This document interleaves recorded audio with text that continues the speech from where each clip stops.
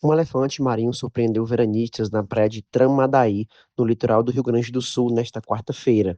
O animal saiu da beira da praia e foi parar na Avenida Beira-Mar, na região central da cidade, em busca de um abrigo de sol forte, o que fez com que a área fosse isolada pelo Comando Ambiental da Brigada Militar. Foi durante o retorno ao mar do animal que houve maior comoção entre os veranistas, pois ele voltou pelas dunas e acessou a faixa de areia onde havia pessoas, o que fez com que o público corresse para retirar cadeiras, guarda-sóis e caixas térmicas do caminho dele.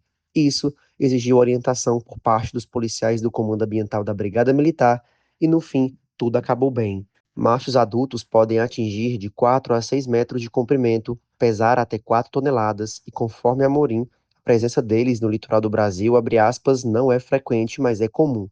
Eles possuem colônias reprodutivas na Argentina e acabaram aparecendo também em território brasileiro.